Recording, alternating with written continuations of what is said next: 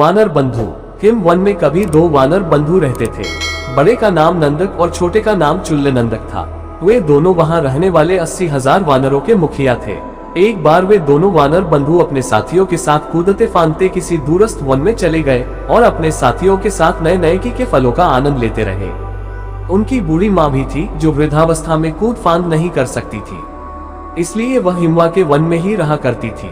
दोनों ही वानर बंधु अपनी माता का भरपूर ध्यान भी रखते थे, अतः वे नए वन से भी अपने अनुचरों के हाथों अपनी माता के लिए फलादी भिजवाते रहे। कुछ दिनों के बाद जब दोनों वानर बंधु हिमवा स्थित अपने घर पहुंचे तो उन्होंने अपनी माता को कंकाल के रूप में पाया।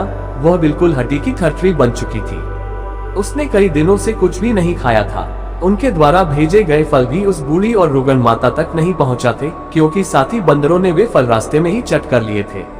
अपनी माता की दयनीय दशा को देखकर उन दोनों बंदरों ने शेष बंदरों से दूर रहना उचित समझा और अपनी माता के साथ एक नए स्थान पर डेरा डाला। एक दिन उस वन में एक शिकारी आया।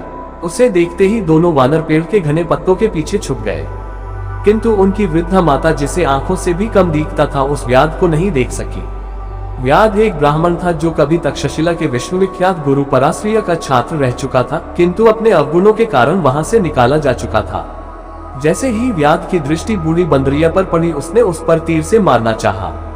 अपनी माता के प्राणों की रक्षा हेतु नंदक कूदता हुआ व्याध के सामने आ खड़ा हुआ और कहा, हे व्याध, तुम मेरे प्राण ले लो मगर मेरी माता का संहार न करो।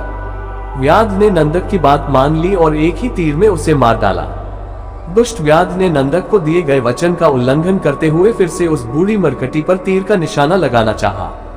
इस बार छोटा भाई चुल्ल नंदक कूदता हुआ उसके सामने आ खड़ा हुआ।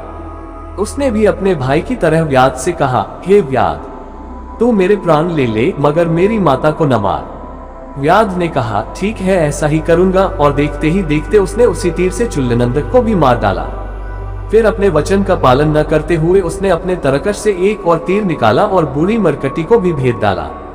3 बंदरों का शिकार कर वह व्याध बहुत प्रसन्न था, क्योंकि उसने एक ही दिन में उनका शिकार किया था। यथाशीघ्र वह अपने घर पहुंचकर अपनी पत्नी और बच्चों को अपना पराक्रम दिखाना चाहता था। जैसे ही वह अपने घर के करीब पहुंच रहा था, उसे सूचना मिली कि एक वज्रपात से उसका घर ध्वस्त हो चुका था और उसके परिवार वाले भी मारे जा चुके थे। अपने परिजनों के वियोग को उसके मन ने नहीं स्वीकारा। फिर भी विस्मय और उन्माद में दौड़ता हुआ वह अपने तीर, शिकार व अपने कपड़ों तक छोड़ जैसे ही अपने जले हुए घर में प्रवेश किया तो एक जली हुई बॉस भरभरा कर गिर पड़ी और उसके साथ उसके घर के छत का बड़ा भाग ठीक उसके सिर पर गिरा और तत्काल उसकी मृत्यु हो गई। बाद में कुछ लोगों ने उपर्युक्त घटना चक्र का आंखों खा वृतांत सुनाया।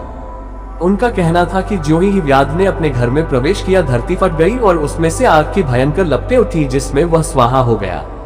हाँ, मरते वक्त उसने तक्षशिला के गुरु की यह बात अवश्य दोहराई थी।